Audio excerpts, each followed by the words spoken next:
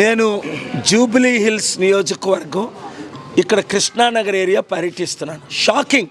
మోహన్ గారు, అరుణ విజయ వారొక్కరి కుటుంబాన్నే తీసుకుందాం. చూడండి, మీరు క్లియర్గా చూడండి. అసలు ఆల్మోస్ట్ బ్లడ్ జీరో. ఆయనకి కూతురు పని అదే పరిస్థితి. ఇక్కడ డ్రైనేజ్ స్మెల్ నేను వచ్చి 10 నిమిషాలు అయింది, ఉండలేని పరిస్థితి. ఇప్పుడు ఎప్పుడైతే హెల్తీ బాడీ ఉండదో ఇమ్యూన్ సిస్టమ్ డౌన్ అయిపోద్ది. ఇమ్యూన్ సిస్టమ్ ఎప్పుడైతే డౌనో ఈ గాలిలో ఉన్న రోగాలు, ఈ డ్రైనేజ్ వల్ల వచ్చిన రోగాలన్నీ అనకూడదు వాళ్ళు ముందుగానే వాళ్ళ శరీరంలోనే వస్తాయి. కనీసం ఉచిత విద్య ఇవ్వలేని గవర్నమెంట్ ఎందుకు మనకి? ఇక్కడ వారు చెప్తున్నారు, వారే చెప్తారు. ఒక్క నిమిషం.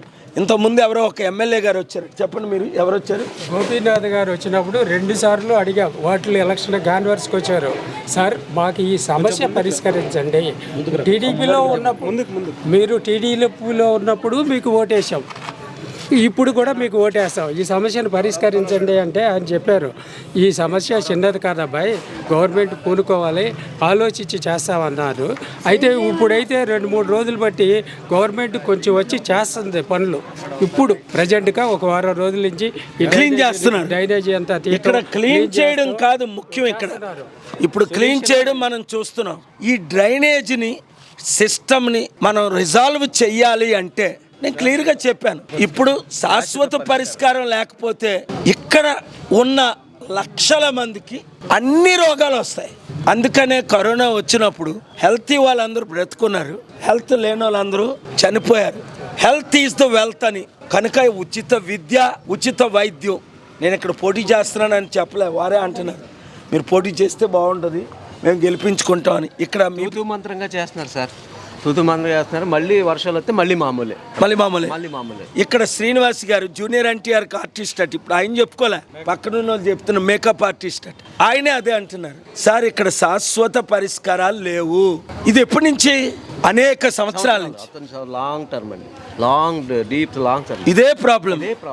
అర్థమైందా? పార్టీలు మారాయి, ఎమ్మెల్యేలు మారారు. టీడీపీ వచ్చిపోయింది, కాంగ్రెస్ వచ్చిపోయింది, బీజేపీ వచ్చిపోయింది. 3 సంవత్సరాలు 3 సార్లు బీజేపీని గెలిపించారు మోదీ వచ్చి. సెంట్రల్ ఫండ్స్ కావాల్సినంత ఉన్నాయి. ఏవి అభివృద్ధి? ఏది? కనీసం ఉచిత విద్యా వైద్య ఏది? నిరుద్యోగులకు ఉద్యోగాలు అయ్యి. కనుక ఇప్పుడున్న పార్టీ కాంగ్రెస్ని గెలిపించాం మన అందరం పోరాడి. వచ్చి వాళ్ళేమైనా చేశారా? ఇప్పుడు క్లీన్ చేస్తున్నారు. నేను వస్తున్నానని నేను ప్రెస్ మీట్ పెట్టాను, మీ ఊరు వస్తున్నానని మొన్న అని. ఇప్పుడేమో నా 2 మంది లేబర్ని పెట్టి పైపైన అడప క్లీన్ చేస్తున్నాం అనడానికి. అది కాదు మనకు కావాల్సింది. ఇవన్నీ సిస్టమ్స్ మారాలంటే డబ్బు కావాలి. డబ్బు కావాలంటే తెచ్చే సత్తా నా ఒక్కడి దగ్గర ఉంది.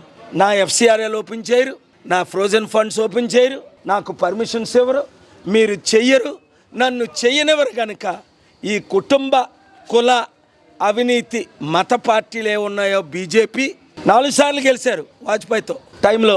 కాంగ్రెస్ 12 సార్లు గెలిచారు 55 సంవత్సరాలు, కానీ సాల్వ్ అవ్వలేదు. టీడీపీ 4 సార్లు గెలిచారు, సాల్వ్ చేయలేదు. బీఆర్ఎస్ 2 సార్లు గెలిచారు. మీరు ప్యాలెస్లో ఉన్న వాళ్ళు మా కష్టాలు ఏం తెలుస్తుంది మీకు? నేను పల్లెటూరులో పుట్టి 10th ఫెయిల్ అయ్యి తిండి లేక కష్టాలు పడ్డాను కనుక నాకు తెలుసు, వీళ్ళ కష్టాలు నాకు తెలుసు. నిజంగా వారు ప్రజాశాంతి పార్టీ పెట్టిన అభ్యర్థిని జూబ్లీ హిల్స్లో గెలిపిస్తే తిరగలేదు. 3 నెలల్లో అభివృద్ధి స్టార్ట్ అయ్యి 1 ఇయర్లో కంప్లీట్ అవుతుంది. వారే కోఆర్డినేటర్లుగా తయారై 500కో 5,000కో ఓట్లు అమ్ముకోకుండా ఈ ఒక్కసారి ప్రతి నిరుద్యోగి, ప్రతి ఉద్యోగి, ప్రతి రెసిడెంట్, ఇక్కడ ఉన్నవారు ప్రతి ఒక్కరూ మార్పు రావాలి. ఆ మార్పు మనమే తేవాలి అని ఇక్కడ శ్రీనివాస్ గారు ఎలాగైతే చెప్పారో మీరు పోటీ చేస్తే బాగుంటుందని, అరుణ ఎలాగైతే చెప్పింది, వాళ్ళ ఫాదర్ అలా చెప్పారు, మీరు కూడా పూనుకుంటే అసలు ఇది మీ ఓనర్సు, మీ బ్యూరో చీఫ్లు ఇది ఏర్ చేస్తారా లేదో చూద్దాం. ఎంత మంచి సమస్యను యూట్యూబ్లో మీరు అందరూ స్ప్రెడ్ చేయండి, మార్పు తీసుకొద్దాం, అభివృద్ధి చేద్దాం. బెట్టింగ్ యాప్లు ఆపానా లేదా? 45 కోట్లకి న్యాయం చేశానా లేదా? మోదీ కాంగ్రెస్ వాళ్ళు మెడ ఉంచానా లేదా? నిమిషాప్రియ ప్రాణం కాపాడనేదా? స్టీల్ ప్లాంట్ అమ్మకుండా చేశానా లేదా? కామారెడ్డి రైతుల భూములు తిరిగి ఇచ్చానా లేదా?